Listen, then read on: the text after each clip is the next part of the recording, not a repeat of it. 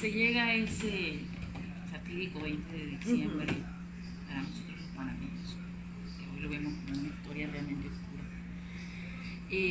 Usted me dice que estaba transmitiendo, en ese momento estaba ejerciendo la labor de periodista. Sí, voluntaria, porque es una radio comunitaria en donde si tienes una buena historia puedes llegar. Y ya teníamos muchos meses de estar transmitiendo noticias todo Panamá. Así que yo llamo al Hospital Santo Tomás, una enfermera por fin me contesta y me dice que hay muchos muertos.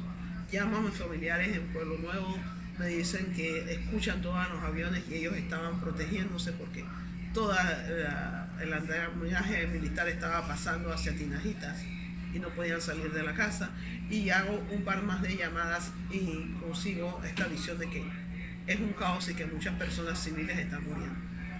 En ese instante yo estoy ya en mi segundo año de la Universidad de Nueva York en la Escuela de Derecho. El decano de la Escuela de Derecho era el ex abogado de Angela Davis, Edward Burns, un muy reconocido abogado a favor de los pueblos. Y le pido apoyo para una delegación y conversamos sobre la posibilidad de que yo pudiese salir a Panamá, pero los aeropuertos estaban cerrados. Hablo con el Gremio Nacional de Abogados, que tenía un capítulo estudiantil, y el Centro por los Derechos Constitucionales. Y decidimos hacer una delegación que consistía en 3 mujeres, el abogado José Luis Morín y yo. Esperamos hasta enero, no recuerdo bien la fecha, pero fue en enero del 90 que se abre el aeropuerto. Y para José Morín era su primer día de trabajo. Le dijeron, no vengas a la oficina, vete preparando para esta delegación. Y las otras compañeras llegamos. Yo llego con un pasaporte vencido, lo que significaba que no sabía si cómo iba a salir o no. Pero me encuentro con mi pasado, ¿no? Muchas de las personas perseguidas en este momento, personas que tenían información, eran personas que estaban envueltas en el asesinato de Camacho, que eran parte de PRD, que eran parte de la dictadura y que eso eran parte ahora importante de la historia sobre la invasión porque tenían información que yo necesitaba. ¿Cuál era el objetivo de esa misión? Documentar que había muertos civiles y que había violaciones al derecho humanitario, a los derechos humanos de la población.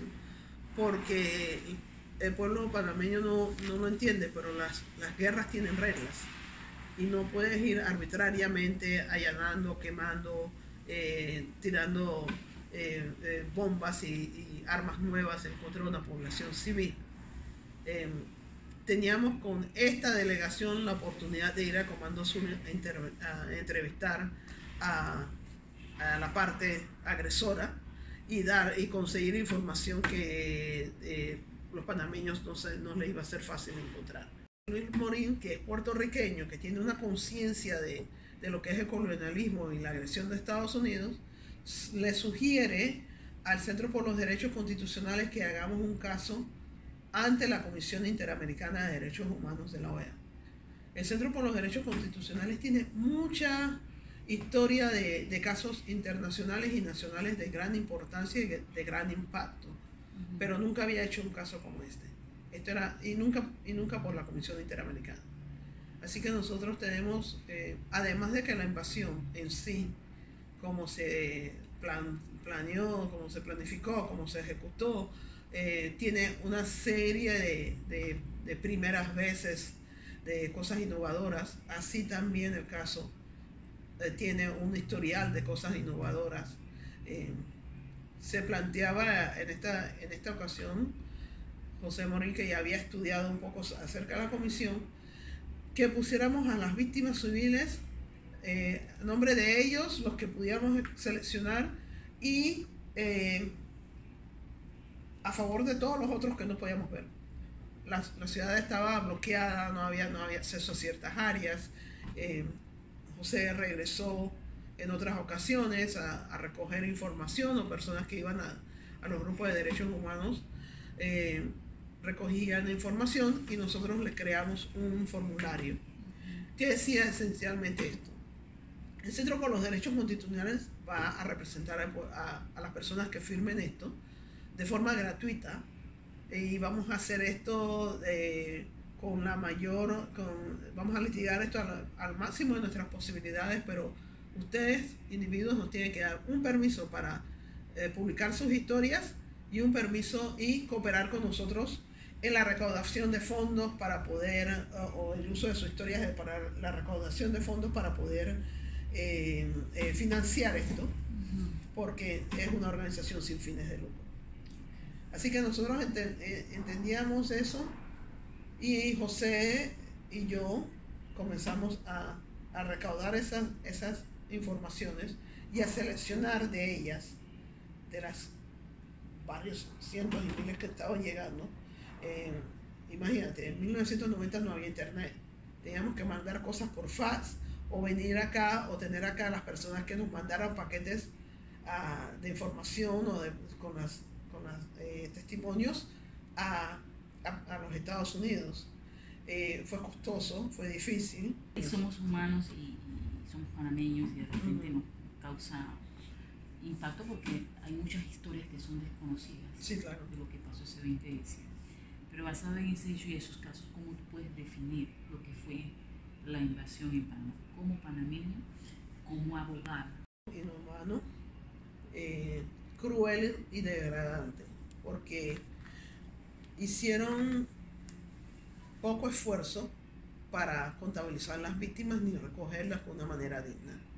Ellos, de lo que yo he investigado, trajeron 1000 bolsas para muertos, y esas bolsas se acabaron y no se molestaron en traer más.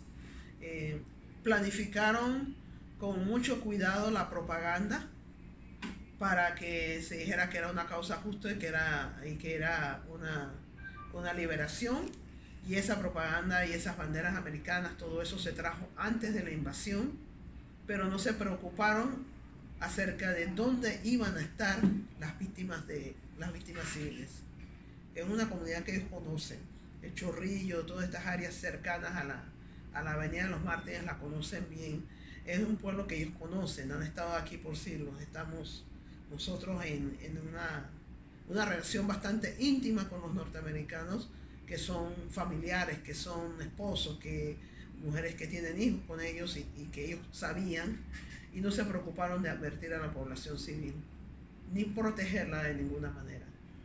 ¿Qué hay detrás de esa causa justa? ¿Qué tan ese nombre de causa justa?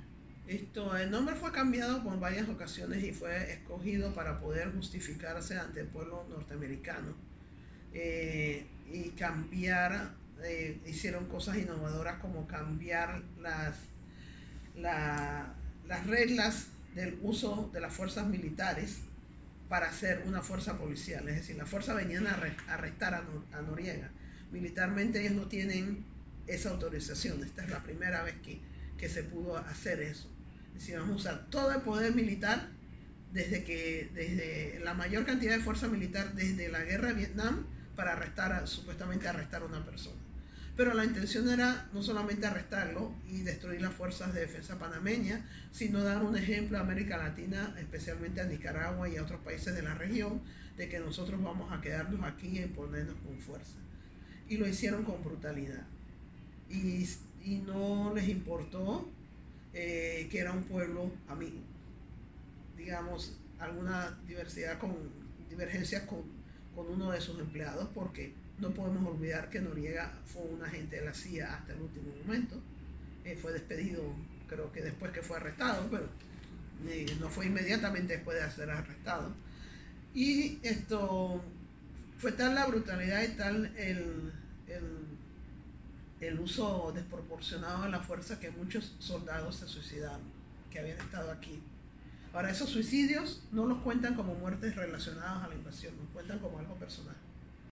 No solamente falló en derecho humanitario, según la Convención de Ginebra, tiene la obligación de entregar los cuerpos de los muertos y recogerlos con dignidad, decir dónde están, y hay muchos desaparecidos, sino que no se preocupó por contarlos. Y el general Colin Powell lo dijo claramente: nosotros no contamos muertos.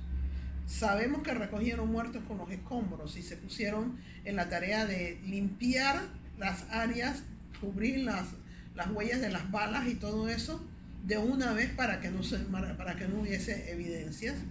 Y sus propios soldados han dicho de manera extraoficial de que sacaron cuerpos del país o que tiraron cuerpos al mar, y eso no lo hemos podido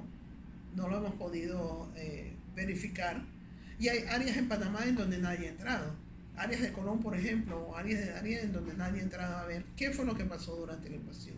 Por eso una de las recomendaciones principales de la Comisión Interamericana, además de decirles claramente que ellos no solamente no hicieron lo que debían de hacer, sino que obstruyeron las investigaciones de derechos humanos de la Comisión, de otros organismos de derechos humanos y de nosotros los peticionarios, sino que también han ocultado por todo este tiempo una gran cantidad de información.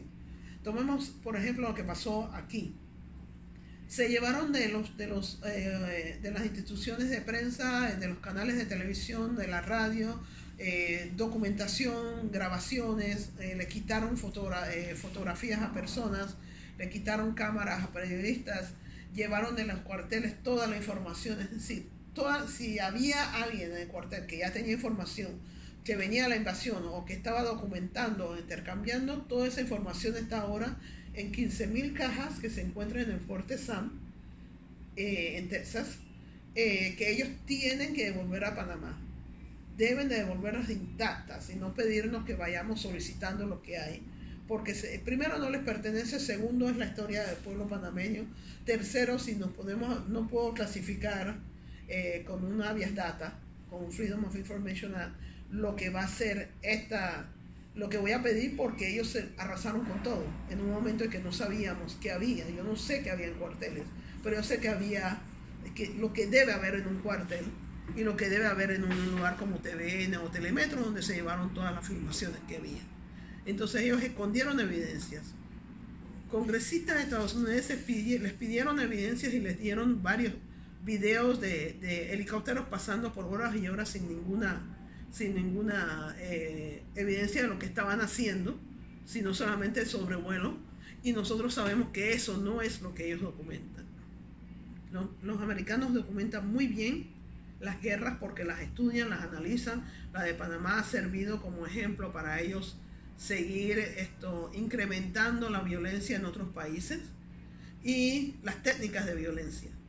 Entonces lo que hace el informe y lo que hicimos nosotros fue demostrar no solamente los daños individuales de las personas, sino cómo esas técnicas de violencia y las áreas en donde ellos atacaron, que fueron 27 simultáneas, afectaron a la población civil. 27 áreas simultáneas. Sí. Ni siquiera tenemos un estimado de cuántas víctimas. No. Hay una sola lista que lo hizo el Centro de Estudios Estratégicos de Panamá, que es la que tiene, que fue publicada, creo que fue en La Estrella y en El Siglo y en otros periódicos. Esa lista no se sabe, que no está completa. Hay una lista que los gringos proveyeron por ahí que decía que 302 muertos, incluyendo a los civiles, pero sabemos que en el Jardín de Paz todavía hay cuerpos sin identificar y hay otras cosas comunes que hay que verificar y que identificar.